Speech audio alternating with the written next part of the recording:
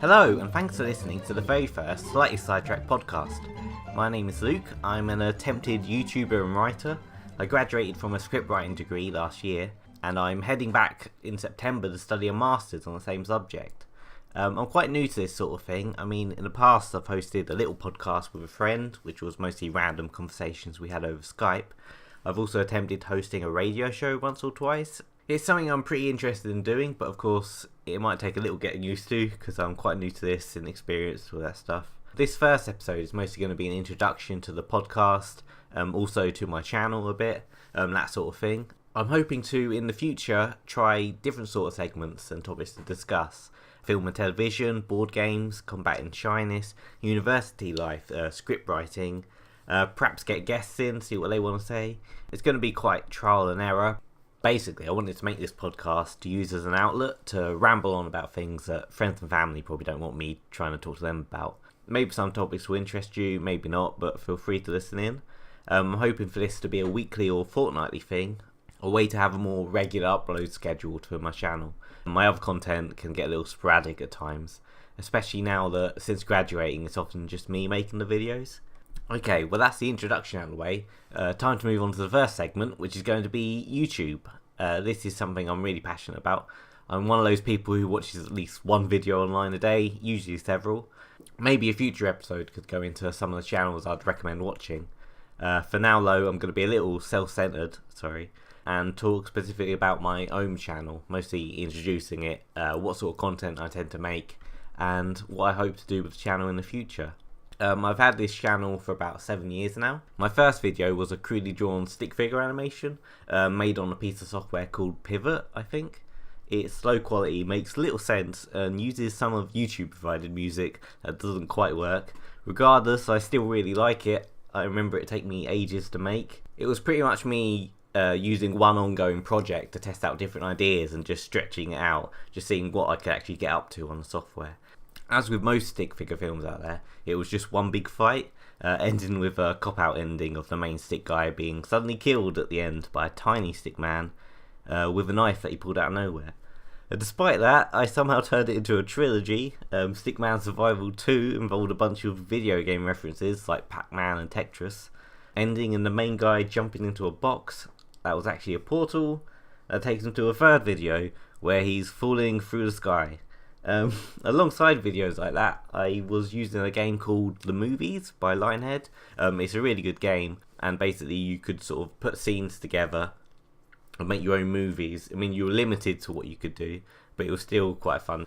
I used to just make silly videos such as The Mummy's Point of View, which was a story about a mummified secret agent fighting demons and clones without much of a plot to go alongside it, and some terrible voice acting on my behalf.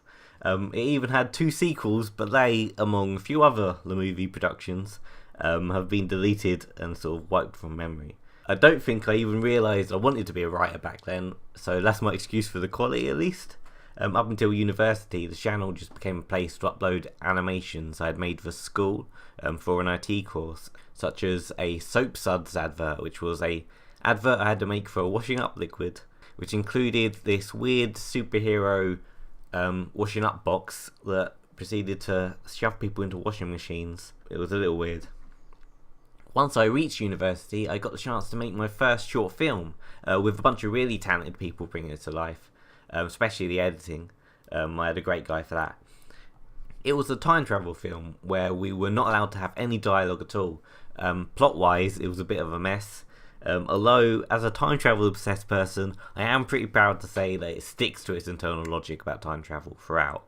The plot holes aren't from the time travel itself, but more the characters themselves, because they make things quite a hassle. The main character could have probably gone back to multiple better times to sort out the conflict in the story. Perhaps the time machine was set on shuffle. I like to try and think that was maybe the solution to the plot hole, although a contrived one. Anyway, it was a lot of fun to make, and it got me itching to make more content, and I think it was then when I decided I wanted to try and have a go at the whole YouTuber thing. I was, at the time, already running 2 other channels with friends. One was a Minecraft Let's Play related thing. The other was podcasts, Fake Dungeons and Dragons, and a couple of sketches. But my friends were slowly losing interest and our schedules seemed to clash a lot, so those channels sort of came to an end. I would love to do more content with them, really much, but I don't think it's likely anytime soon, unfortunately. But yeah, after the time travel film, I started to make more content. This was at the beginning of second year at university, so I was still this quiet, shy guy who didn't dare try to involve anyone else in my projects. So my videos included things like fake trailers, a web series and a radio play, where, except for my family members sometimes, it would just be me sort of awkwardly acting against myself, or inanimate objects. That's still the case at the moment sometimes, but it's more because I quite enjoy making the inanimate objects the protagonists of stuff.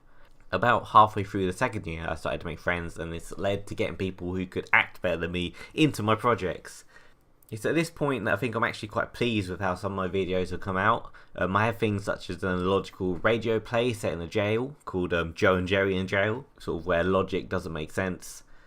People get shot in the head 10 times and they survive, but a knife to the toe, that's dangerous. I also had an interactive film, which I was going to discuss later in this podcast.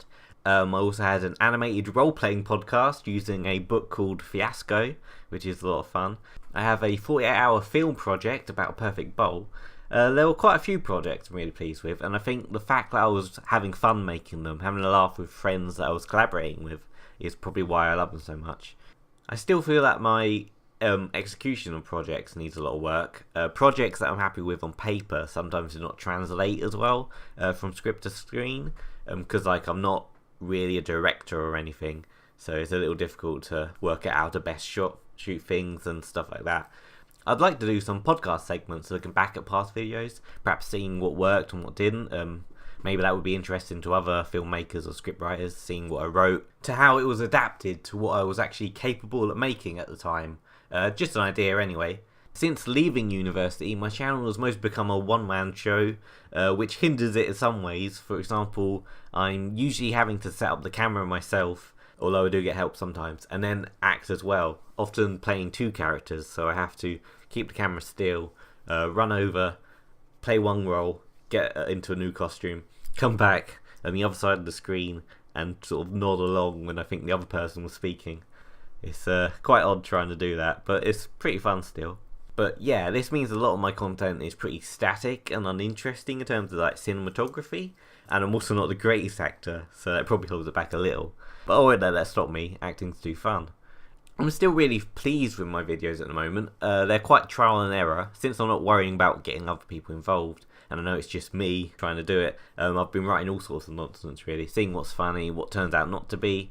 I've been trying to improve my editing, using a little editing software called Sony Movie Studio. It's like a simpler version of the Sony Vegas one, and a lot cheaper. I'm trying to make snappier, quicker videos. Some of my older stuff gets a little slow paced, and comedic timing sometimes doesn't quite work, but in recent videos my editing seems to help with that a little. I'm still just a writer. My skills in directing, acting, editing, camera work are not the best. It's a reason why I'm really excited to be returning to university for a master's soon. Since my course will involve working heavily with other courses, then I can hand over those responsibilities to real experts and hopefully start creating more professional looking content. My videos at the moment include a little web series called Doc and Marty Movie Adventures. I really like this series. It's sort of like a parody of different films, but I'm not taking it too seriously. Doc and Marty's voices are intentionally bad. It's allowed me to work on my voice acting though. If you listen back to things like The Mummy's Point of View from years back, I just do a really dull monotone voice, and it really doesn't help things. But now I've sort of become more confident in trying to do voices. I know I'm not at the level of an actual voice actor, but I can do different characters at least. It's pretty strange. At one point they have characters like a spoon and a ghost and a weird puppet cat thing that I found from my childhood. I think it highlights my style of content a bit. It's weird with the talking spoons and a terrible Doc and Marty impression, but it has this slight consistent continuity going on. I'll definitely be returning to the series at some point. Feel free to check it out. I'm trying to work on sketch comedy a bit more. I found myself complicating it a little. I had a video called Let's Twist Again, which was one of my first videos I made post-university. It's just a silly video going overboard with plot twists, really. But a few months later, I wanted to make another sketch video, but decided to try and link it to the last one. It was called Previously, and it involved characters flashbacking all over the place, and eventually going back to the last sketch and attempting to capture an evil kettle. That was sort of a tiny part in that one. So it linked them quite well, I thought. But then I ended up turning it into a trilogy, and I called it the Overdoing It trilogy because we had plot twists being overdone, then flashbacks, and then this one wanted to make fun of bloopers. And then this one they sort of reset the whole thing, and it turns out it's just one big loop. More recently though, I've been making pun-related sketches involving mushrooms, bottles and lettuce.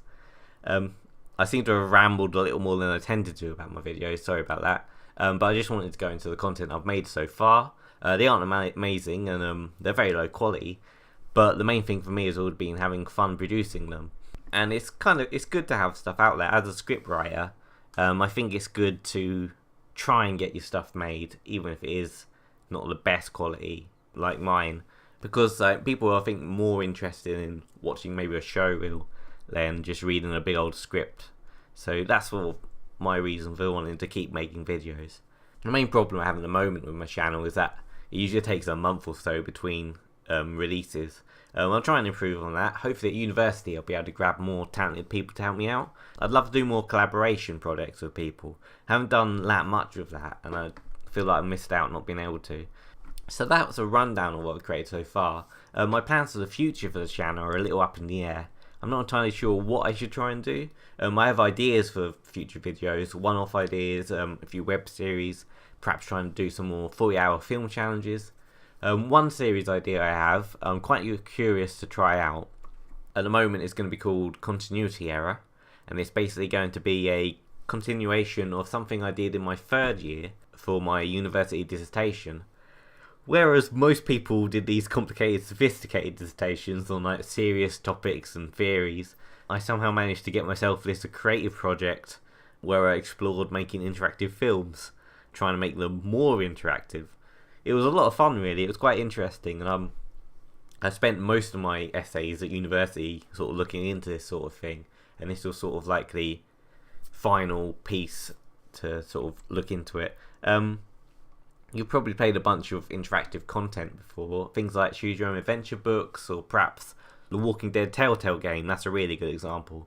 There are plenty of YouTube channels that do this sort of thing, where at the end of the video you select one or two options, and from there you get sent to another video for an alternative ending, and perhaps it goes on and on. My university project was exploring this, but trying to give the audience more control. It was a really interesting topic to look into for me, trying to figure out how it could be done. The final project involved me making an original introductory video where a character called Barry is introduced, and he's trapped in a room about to be confronted by his loan shark, Larry.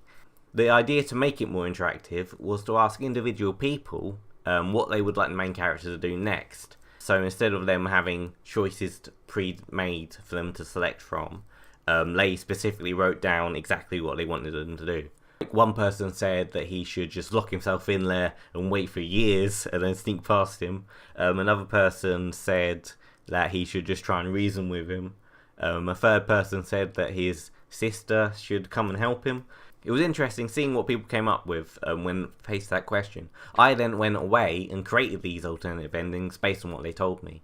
What I realised through doing the dissertation was that I was more collaborating with the audience rather than making an interactive film.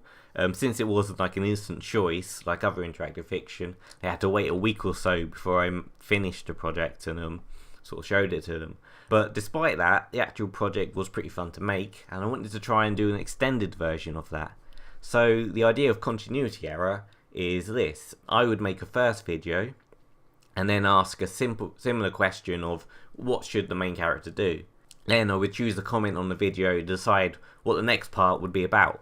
Of course, I only have one commenter at the moment, so to begin with I'd probably be asking friends and family to make the decision, but perhaps if the series hits off, more people could get involved. That'd be really great. If you're interested in the idea, say in the comments maybe. It'd be cool to try and do this. Perhaps I could test it out when university starts.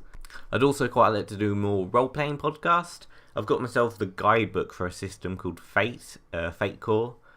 which sounds like a lot of fun. I've read up on the complicated rules. I just need players for the project. I've got like a world set up kind of ready, but I'd be really interested in doing something like that. It'd be similar to the animated in a paper cutout style of my Fiasco series. Fiasco was this book which allows you to do a one-off session where everyone plays their own character, and you have to try and act out a movie by discussing the scenes and then working out whether people succeed at their goals or not. It's really interesting. I've played it a few times, at least 4 or 5 I think, and I'm pretty sure the majority of them end in a burning fire. I don't know if that's supposed to happen, but that seems to be the common theme. But yeah, I'd really like to do something like that again. I had a lot of fun animating sort of the little stick figure things. I did it like intentionally badly, like you get weird shots and people upside down and things like that. I just tried to make it kind of silly and stuff. Something else I'm quite keen to sit down and try and write up is more board game related videos.